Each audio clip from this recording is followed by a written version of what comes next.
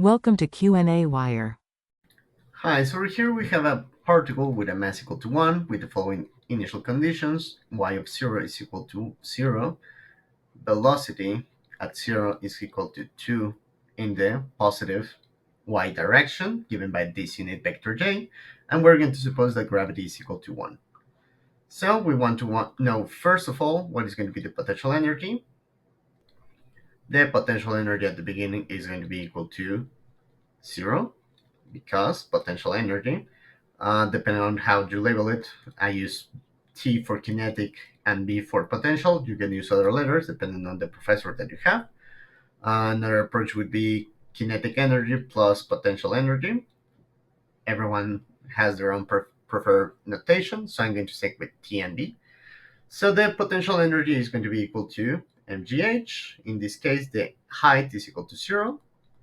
So potential is equal to 0. The initial total energy is going to be all due to kinetic energy, and the kinetic energy is equal to 1/2 of mass velocity squared. In this case, is 1/2, mass is equal to 1, velocity is equal to 2 squared, so the kinetic energy is equal to 2. What units? I'm going to assume that everything is in International System of Units, so 2 joules. Now, for 3, we want to find the function of the velocity with respect to the position, and we know that in general the position as a function of time is going to follow the following equation: my initial position plus velocity on y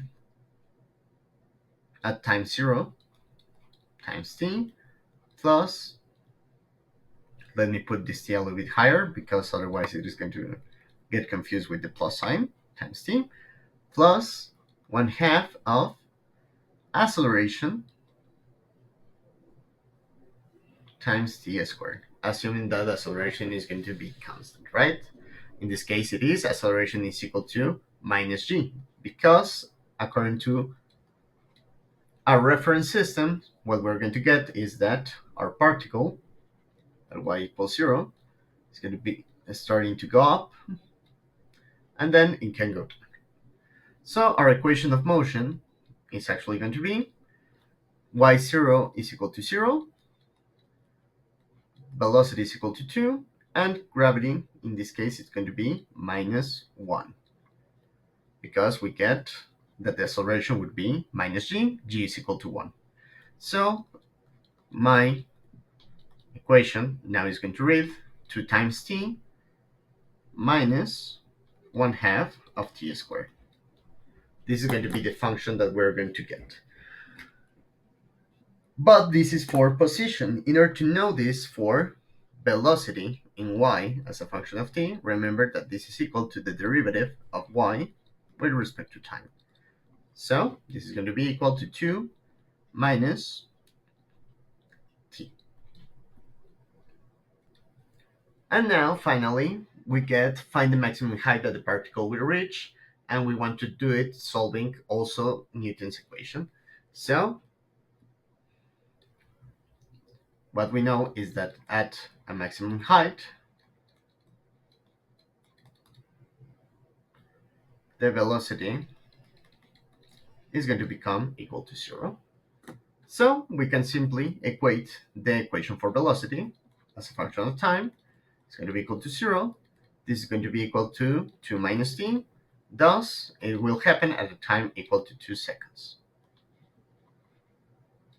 What is going to be the maximum height? Well, then it is going to be equal to y at 2 seconds. This function at 2 is going to be equal to 2 times 2 minus 1/2 of 2 squared. This is equal to 4 minus 2. Thus, y at, let's label this time of maximum height, is going to be equal to 2. I'm going to assume that everything is International System of Units, so a maximum height equal to 2 meters. So this approach is is employing Newton's equations of motion. Remember that the equations of motion are going to be the position as a function of time and the velocity as a function of time, and at the same time you can get the acceleration as a function of time. In this case, acceleration is going to be constant. And the other approach would be to find directly using the formula that y max is going to be equal to velocity on y at 0 divided by squared divided by 2 times g. So this would be 2 squared divided by 2 times 1. So, same thing, 4 divided by 2, 2 meters. So both approaches are going to give you the same answer. So that would be all. Thank you very much and have a good one.